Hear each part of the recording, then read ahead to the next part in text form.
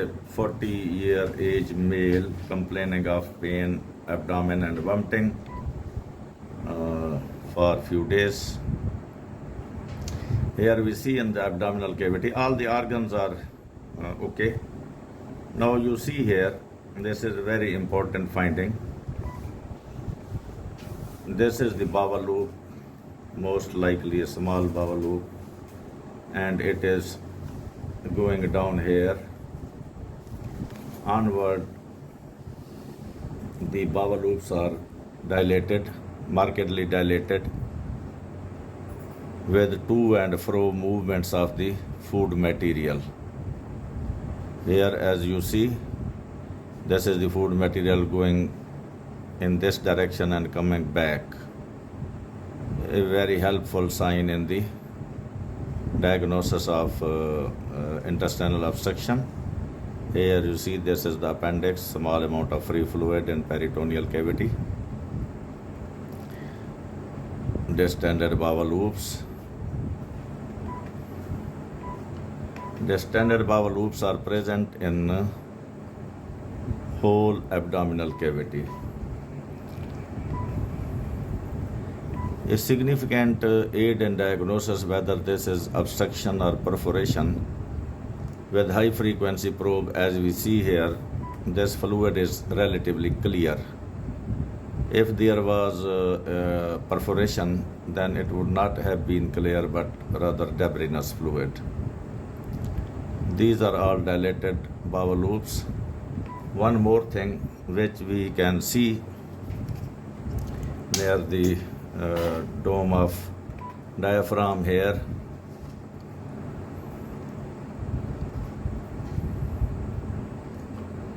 If there was perforation, we could have find the free air here or in the epigastric region. So these two signs, free clear fluid and no free air. Air can be absorbed in the long run, but this is not the case. The patient is not that much toxic. So, in my opinion, this is not a case of intestinal perforation. Rather, this is a case of intestinal obstruction. The favoring sign is clear fluid, dilated bowel loops with to and fro movements of the food material. Here you see this is moving, going forward, coming back. This is typical for the intestinal obstruction, and in my opinion, the pathology lies in left lower abdomen here, where we see the two bowel loops.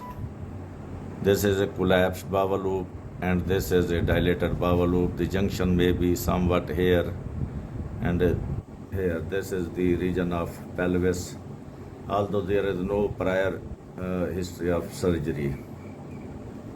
The patient is male, no pelvic inflammatory disease or something like that, no trauma. But the